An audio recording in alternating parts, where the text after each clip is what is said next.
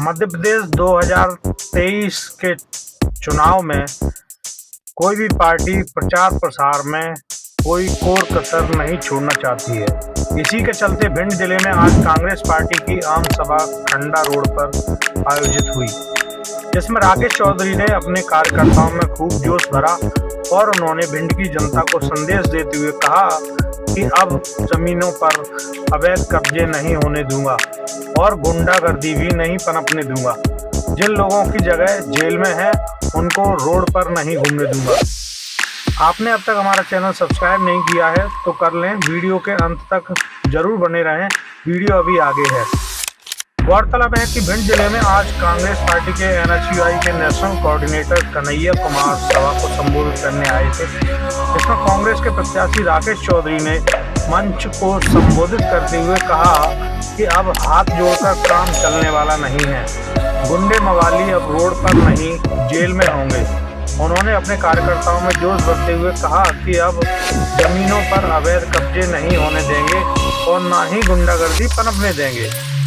उन्होंने विरोधियों को इशारे में चेताते हुए कहा कि वह हमें बेहतर तरीके से जानते हैं।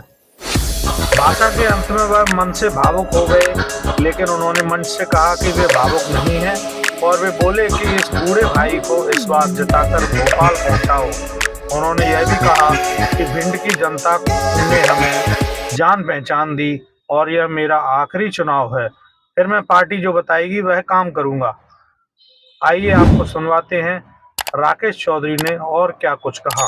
लेकिन इस बार जब मैं फॉर्म भरने जा रहा था तो मेरे लोगों ने मुझसे कसम दिलवा ली है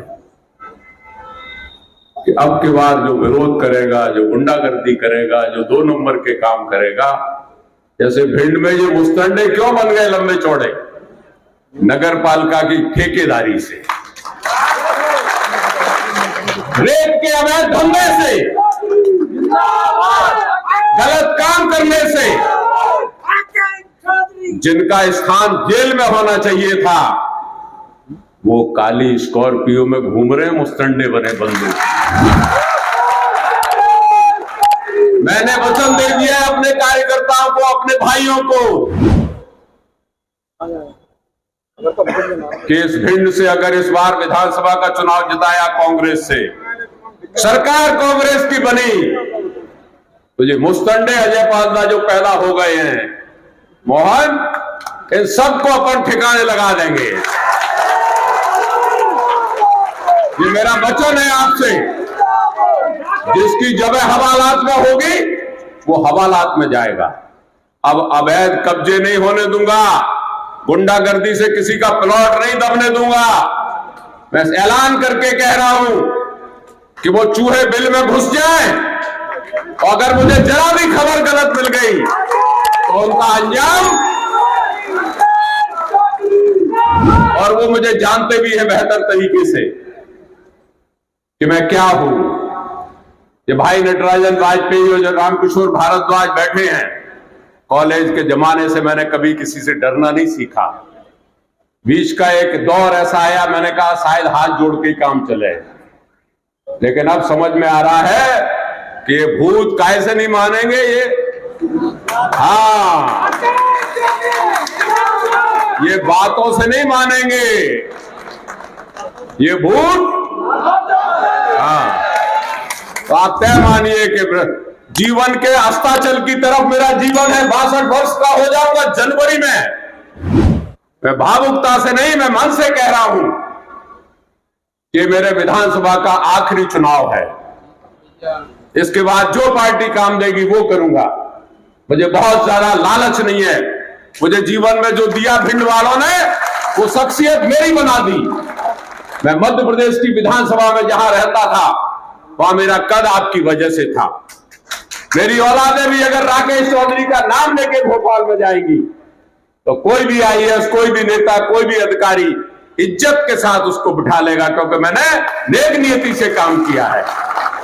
अब मेरी आखिरी इंतजा है, अंतिम अपील है, अभी बहुत सी सभाएं होंगी। आपसे करबद्ध प्रार्थना है कि इस बूढ़े भाई की मदद करें।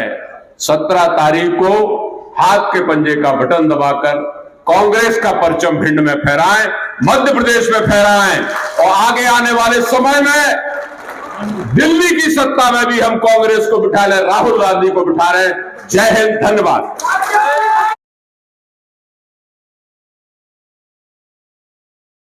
बहरहाल देखा जाए तो भिंड विधानसभा से राकेश चौधरी 7वीं बार चुनावी प्रत्याशी बनकर मैदान में हैं और इस बार उनके भाषण में एक तरफ ललकार और दूसरी तरफ गुहार का संगम देखने को मिल रहा है।